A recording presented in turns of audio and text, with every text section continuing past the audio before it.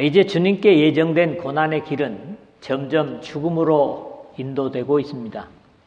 하나님의 아들로서 죄를 알지도 못하신 자로서 철저하게 불법에 의해 착각한 마귀 사탄의 음흉한 웃음소리와 함께 사망의 골짜기에 신음하는 사람들을 살리시기 위해서 자신이 사망의 음침한 골짜기로 들어가시는 모습을 봅니다. 물론 로마 시민권자들에게지만은 죄인으로서 확인되지 않은 그런 사람을 채찍질하는 것은 로마법에도 어긋나는 행동이었습니다. 빌라도는 계속 예수님은 죄가 없어서 죽일 수 없는 분이라고 유대인들에게 강조하지만은 이것이 하나님께서 마련하신 인류 구원의 방법이기 때문에 불성실한 유대 지도자들의 사악한 의도에 의해서 십자가에 내어질 수밖에 없음은 이미 이사야를 통해서도 예언된 사실입니다. 그는 멸시를 받아 사람에게 버림받았으며 간고를 많이 겪었으며 질고를 아는 자라 마치 사람들이 그에게 얼굴을 가리는 것 같이 멸시를 당하였고 우리도 그를 귀히 여기지 아니하였도다. 이사야 53장 3절에 그렇게 예언된 모습을 나타내고 있습니다. 마음에 내키지 않은 죄 없는 그것도 하늘로부터라고 말씀하시는 예수 그리스도의 무죄를 확인하여 유대인들의 요구를 들어주는 것이 마음에 내키지 않아 놓아주고자 설득해보는 빌라도와 이제는 예수 그리스도를 십자가에 죽이지 않는 한 물러서지 않겠다고 하는 유대인들의 아우성이 빌라도의 관정에 시끄럽게 메아리치고 있습니다. 이것은 어쩌면 하나님을 믿지 못하는 세상의 단면일 수도 있다. 그렇게 이해를 합니다. 조금은 양심이 있어서 의를 행해보자고 말해보지만 결국 대부분의 불경스러운 세상의 소리에 파묻혀서 의나 양심은 설 수 없는 이곳이 바로 빌라도의 법정에 확대된 세상의 모습이 아니겠는가 그렇게 생각을 합니다. 이 안타까운 세상을 위해서 우리 주님께서 십자가를 지신 것이고 이렇게 진리나 생명이 통하지 않는 세상이지만 창조주요 구세주이신 주님께서 임마누엘로 함께 하시면 상황과 처지에 관계없이 십자가에서 우리의 의를 찾아주신 주님으로 넉넉히 승리할 수 있다고 하나님은 약속하십니다. 주님의 이 엄청난 희생이 우리를 살게 하신 사실을 늘 기억하고 교만할 때나 힘들 때나 이런 상황을 묵상하면서 여러분의 삶을 승리로 이끌어가는 모두가 되시기를 주님의 이름으로 부탁을 드립니다. 먼저 1절에서 3절의 내용인데요. 빌라도는 예수 그리스도를 군인들에게 내주어서 채찍질 당하시게 하는데 사형 판결을 확정한 것도 아닌 우리 주님은 먼저 철없는 군인들에게 조롱과 채찍을 당하시고 얼굴에 침뱉음을 받으십니다. 마태복음 26장 67절이라든가 공관복음에도 이 사실을 다 기록하고 있습니다. 이것조차도 예수 그리스도께서는 이미 아시고 제자들에게 예언적인 말씀을 하신 바 있습니다. 인자가 이방인들에게 넘겨져 희롱을 당하고 능욕을 당하고 침뱉음을 당하겠으며 누가복음 18장 32절 기록되고 있음을 봅니다. 이에 빌라도가 예수를 데려다가 채찍질하더라 1절에 했는데 아무 죄도 찾지 못했다고 선포했던 예수 그리스도 즉 죄 없으신 예수님께 채찍질을 한 것은 어찌 보면 빌라도의 계산에서 나온 것일 수도 있다. 이렇게 이해를 할 수 있습니다. 당시 채찍은 가죽줄 끝에다가 날카로운 나비나 쇠조각을 달아서 후려쳐서 당기면 살이 찢어지고 피가 튀는 참혹한 형벌로 십자가형을 당하기 전에 죄수에게 가하는 형벌이었다고 합니다. 또 예수님께서 실제로 십자가를 골고다 언덕까지 감당하시지 못하셨던 이유도 바로 이 때문이었습니다. 워낙 피를 많이 흘리시고 머리에 옥죄어 오는 가시관이 정신을 몽롱하게 하고 해서 결국 십자가를 지고 가지 못하시는 그런 모습도 이런 연유에서 그런 것이죠. 이것이 빌라도의 계산이라고 할 수 있었던 것은 십자가의 죽이라고 광기 어린 소리를 질러대는 유대인들에게 이렇게 참혹한 채찍형을 가함으로써 저들의 마음을 누그러뜨리려는 의도였을 것으로 보여지기 때문입니다. 그러나 참상을 당하시는 예수 그리스도를 보면서 어느 정도의 연민과 동정심을 일으켜서 그보다 더 잔인한 십자가로 내몰아 가려는 것을 그만두게 할 수도 있지 않겠는가 하는 빌라도의 나름대로의 계산은 이런 더 비극적인 모습으로 가게 되는 겁니다.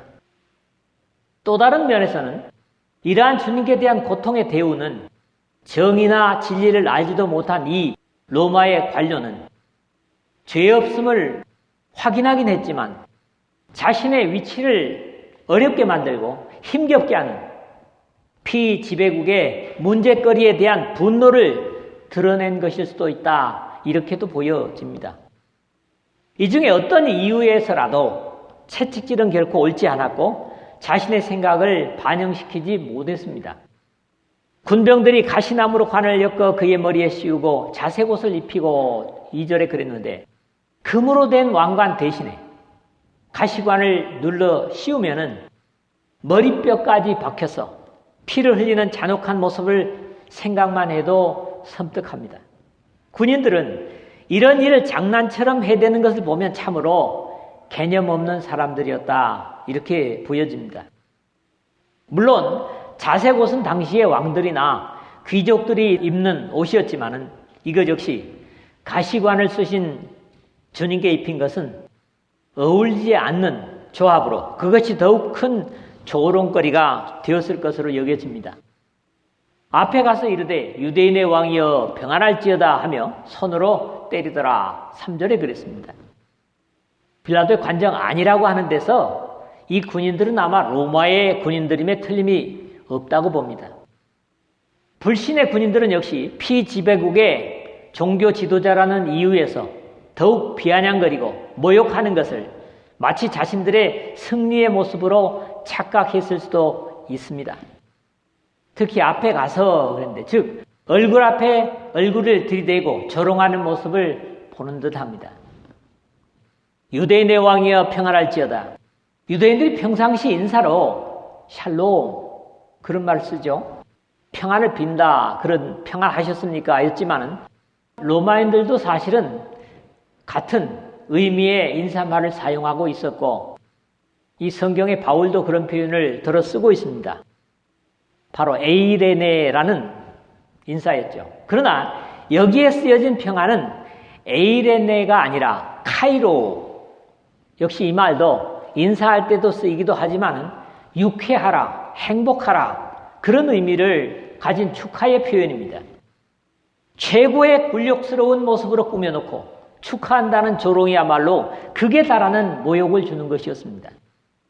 특히 손으로 때리더라 하는 표현은 손바닥으로 철썩 소리가 나게 뺨을 치는 것을 묘사하는 이것이야말로 어떤 것으로 때리는 것보다도 모욕감을 주는 행동이었습니다.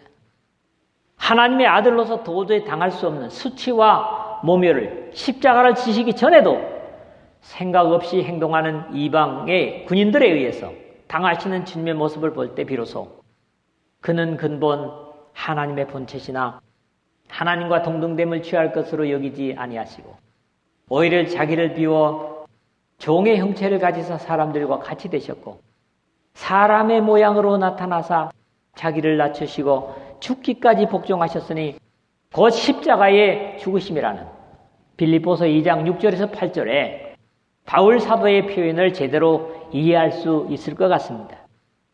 예수 그리스도께서는 자기 백성들의 이방 총독에게 죽여달라는 함성을 들으시면서 사실 혈육적으로는 자신과 아무런 상관이나 이해관계가 없는 로마의 군인들로부터 사람으로도 받을 수 없는 치욕을 하나님이 당하시는 모습입니다. 왜 이런 사람으로서도 가장 치욕스러운 모멸을 당하셔야 했는가 생각하면 그야말로 우리가 또는 나 자신의 죄의 대가로 받아야 할 수치를 대신 받고 계신 것입니다. 우리가 이것을 제대로만 생각하고 헤아린다고 해도 교만할 수 없고 하나님을 섬기지 않을 수 없고 이런 과정을 통해서 나를 구원하신 예수들을 어찌 찬양하고 감사하지 않을 수 있겠습니까? 머리에는 가시관을 아프게 눌러쓰고 온몸은 채찍에 맞아 이미 피를 흘릴 대로 흘리고 바라만 봐도 진저리 처지는 처참한 모습, 그것을 보는 것만으로도 끔찍한데 당하시는 주님이야 얼마나 힘겨우셨을까 그런 생각을 합니다. 탱자나무 가시 하나에만 찔려도 아려서 못 견디는데 깊이 눌러선 머리는 이미 정신을 잃을 정도로 고통스러웠을 겁니다.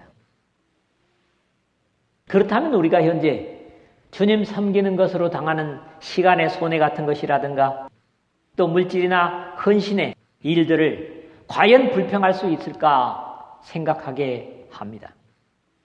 이사야는 이미 영안을 열어서 이것을 목격하고 고백합니다.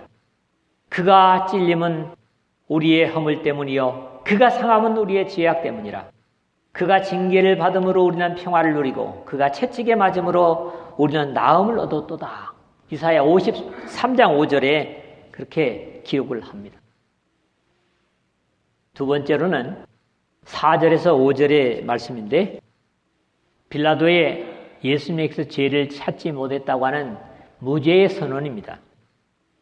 이미 이 말을 하고 다시 유대인들에게 나가서 이르되 나는 그에게서 아무 죄도 찾지 못하였노라. 우리가 지난 18장 38절 하반절에서 하였던 빌라도는 다시 죽여달라고 정신없이 소리치는 유대 군중을 향해서 자신은 예수 그리스도로부터 죽일 만한 죄를 찾지 못하였다고 증거하고 그들의 마음을 움직여 보려고 앞에서 제가 나름대로 생각했던 매질을 해서 바라보는 것도 힘들게까지 채찍질을 했지만 그들에게 그것은 아무런 변화도 일으키지 못했다는 겁니다. 사실 예수 그리스도께서 우리 사람들과 꼭 같이 죄를 짓는 사람이었다면 인류의 죄를 감당하실 수 없으셨을 것입니다. 구약 성경에 율법에서 보는 대로 한 번의 죄를 위한 제물로도 사용되는 짐승일지라도 허물 있는 것, 어떤 흠이 있는 것은 쓸 수가 없었던 것을 볼 때 더욱 그렇다. 그렇게 이해가 됩니다. 그런 이유에서 예수 그리스도께서 육체적으로 우리와 조금도 다르지 않으신 분이셨지만 죄는 없으셨음을 히브리서 기자도 증언하고 있습니다. 우리에게 있는 대제사장은 우리의 연약함을 동정하지 못하실 리가 아니요 모든 일에 우리와 똑같이 시험을 받으신 이로되 죄는 없으시니라. 히브리서 4장 15절에 그렇게 기록을 하고 있죠. 빌라도가 다시 밖에 나가 말하되 보라 이 사람을 데리고 너희에게 나오나니 4절 상반절 했는데 빌라도 총독은 머리에 눌러쓰신 가시관에서는 선혈이 낭자하고 채찍을 맞은 몸에서도 움직일 때마다 검붉은 피가 흘러나오는 모습의 예수님을 유대의 군중들에게 다시 끌고 나와 세웁니다.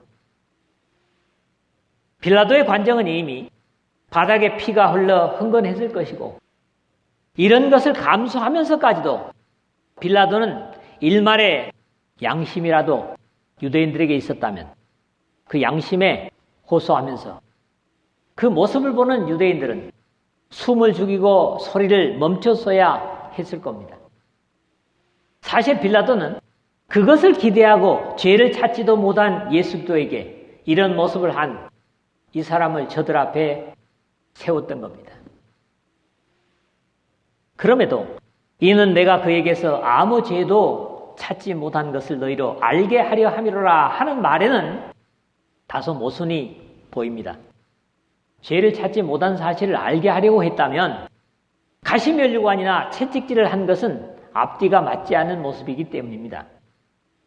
예수 그리스도께서 안에서 군인들로부터 당한 모습 그대로는 유대 종교 지도자들과 그들에 의해서 선동된 군중에게 그대로 보이는 요한 사도의 서술이 이에 예수께서 가시관을 쓰고 자색옷을 입고 나오시니 라는 내용입니다. 다시 이렇게 고통스러워하시는 예수들을 앞에 세우고 빌라도가 그들에게 말하되 보라 이 사람이로다. 5절 하반절에 소개하고 있습니다. 가장 가까이는 그것이 지금 이 사람의 행악자가 아니었더라면 우리가 당신에게 넘기지 아니하였겠나이다. 지난번에 18장 30절이라거나 우리에게는 사람을 죽이는 권한이 없나이다 하는 31절라고 죽이려 하는 이 사람을 보라. 가장 가까이는 그런 의미로 이해할 수 있다는 거지요. 비록 본디오 빌라도는 몰랐지만 온 인류의 저주스러운 죄를 홀로 짊어지신 예수도를 향해 이 사람을 보라.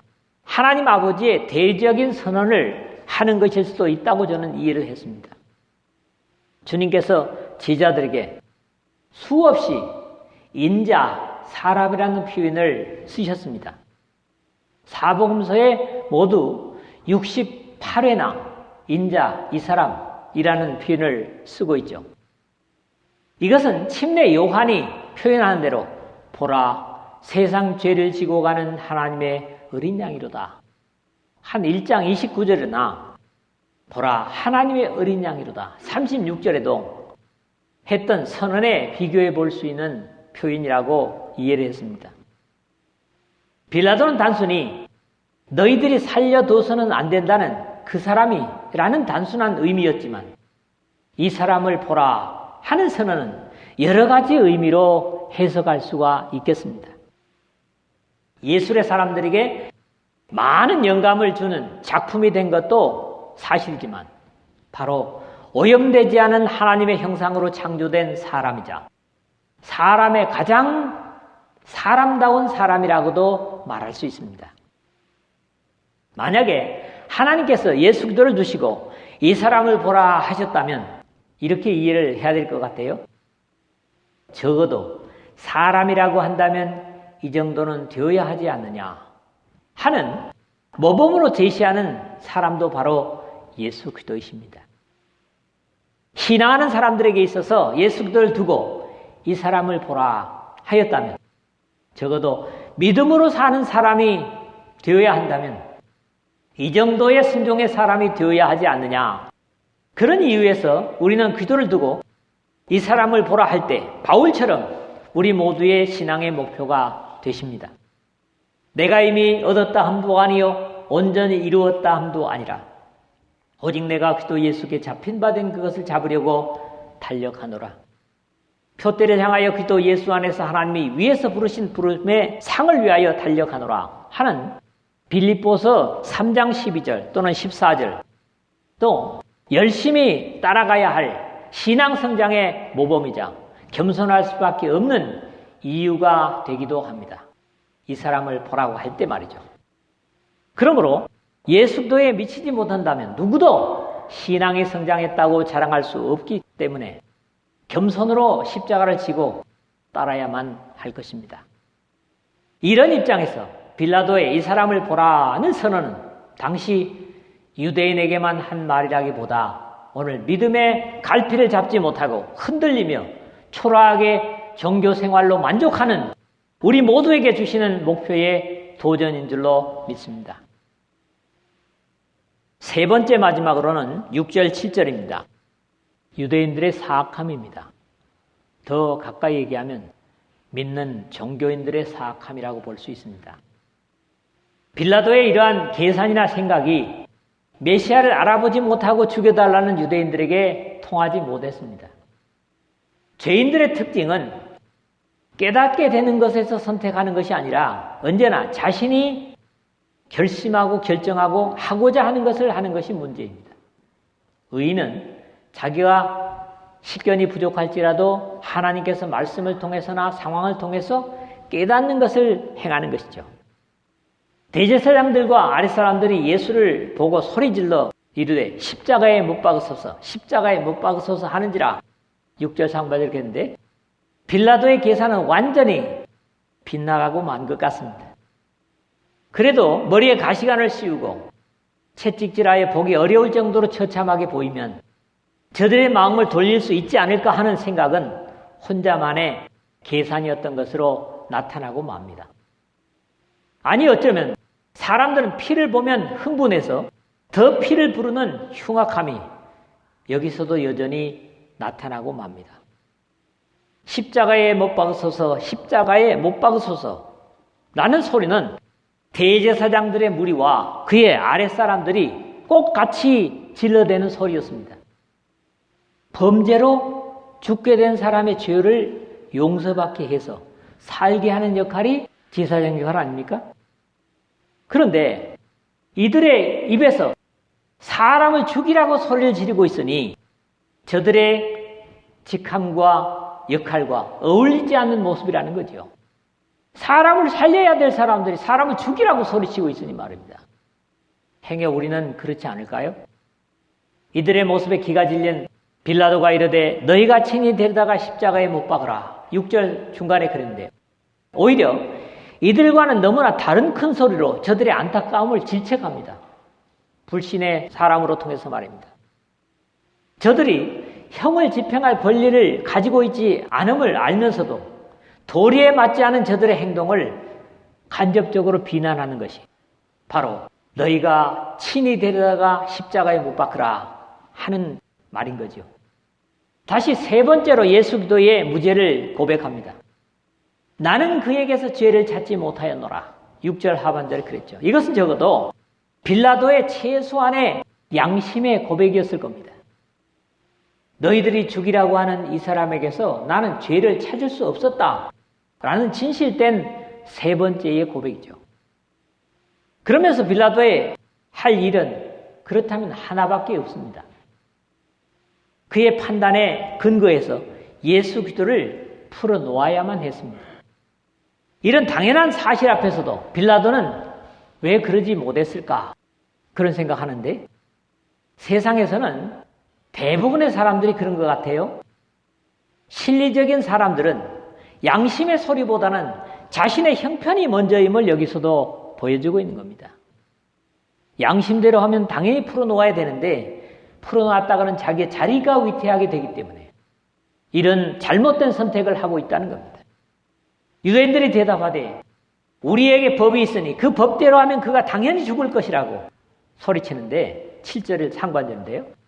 만약에 이 땅에 아직 그리스도께서 오시지 않으셨다면 여전히 그들에게 있었던 법, 즉 율법에 의해서 백성들에게 어떤 좋지 못한 행동을 하는 사람들은 본보기로 돌을 던져 죽이게 되어 있었습니다. 또 이들이 주장하는 대로 그가 자기를 하나님의 아들이라 함이니이다. 7절 하반절의 행동은 하나님의 아들이신 예수도가 아닌 사람이 그렇게 말했다면 죽는 것이 당연합니다. 앞에서도 말한 바 있지만 실제로 하나님의 거룩하심에 거스르는 행동은 죽는 것이 맞죠.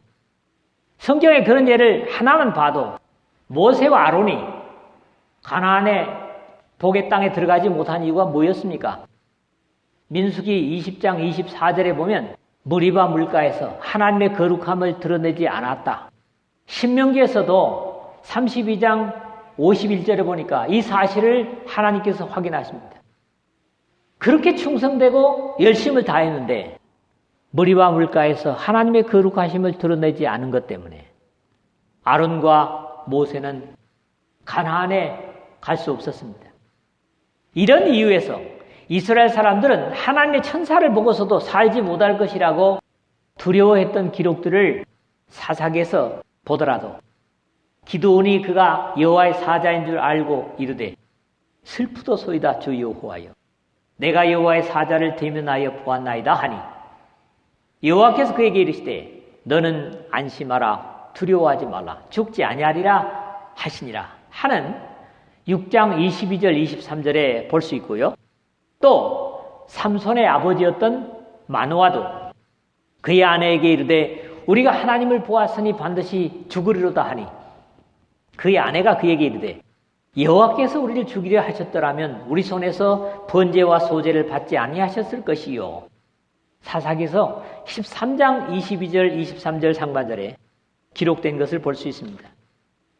문제는 진짜 하나님께서 하나님이라 하시는 것을 알아보지 못하고 그를 죽이려는 죄를 범하고 있는 이스라엘, 즉 유대인들이 문제입니다. 오늘도 이러한 오류는 있을 수 있다고 봅니다. 세상에 우리가 너무나 익숙해져 있는 나머지 오히려 진정한 하나님의 뜻을 이해하지 못하고 반대하고 방해하는 그런 것과 다름이 없는 것이다 하는 거죠. 우리 대한민국에도 참으로 양심에 화인 맞은 몇몇 사람들이 자기를 메시아라고 간 큰 소리를 하는 사람들도 있었던 것이 사실이고 지금도 있습니다. 이 세상에서는 이렇게 허무맹랑한 소리를 해도 어리석은 사람들이 너무 많기 때문에 오히려 그런가 보다 그렇게 그를 받들고 섬기는 사람들도 있고 현재도 그렇죠. 말도 안 되는 정신없는 말을 하는데도 사람들이 수십만이 그 사람을 추종하고 자기 재산을 갖다 바치는 그런 모습들이 있단 말이죠. 결국은 그러나 그들의 행위대로 대가를 받게 될 것입니다. 우리가 좀 더 하나님 앞에 신실하고 거룩한 삶을 감당한다면 적어도 하나님께서 주시는 지혜로 옳고 그름은 판단할 수가 있을 것입니다. 말씀을 정리하겠습니다. 모두가 죄인인 것은 사실이지만 이렇게 하나님의 반대편에 서서 하나님을 거역할 뿐만 아니라 죄인을 구원하시려는 하나님의 사랑조차도 잃어버리는 사악함에 머물러서는 안 될 것입니다. 인류를 죄로부터 구원하러 오신 그리스도를 알아보지 못하고 로마의 군인들처럼 오히려 조롱하고 대적하는 어리석음은 없어야 할 것입니다. 예수 그리스도께서 십자가에 높이 들리셨지만 믿음의 사람들이 언제나 그 희생을 우러러보게 하시려고 하나님께서 빌라도의 입을 통하여 보라 이 사람이로다 라고 신앙의 모범을 제시하셨고 사람이 모든 것을 다 바쳐도 결코 후회하지 않을 대상 그런 사람 역시 보라 이 사람이로다 하신 예수 그리스도십니다. 사실 죽어야 마땅한 사람은 죄를 지은 모든 사람입니다. 함에도 범죄자들은 의인을 죽이려 하고 심지어 자신을 살리기 위해 이 땅에 오신 그리스도조차도 죽여야 한다고 소리를 지릅니다. 어쩌면 여러분들이 같이 생각을 해야 될 것은 예수 그리스도를 보고 소리질러 이르되 십자가에 못 박으소서 십자가에 못 박으소서 외치는 그 군중 속에 한 사람이 바로 오늘 나 자신임을 깨닫고 이제는 회개하고 사죄하는 삶을 주님 앞에 갈 때까지 감당하는 여러분 모두 되시기를 주님의 이름으로 부탁을 드립니다.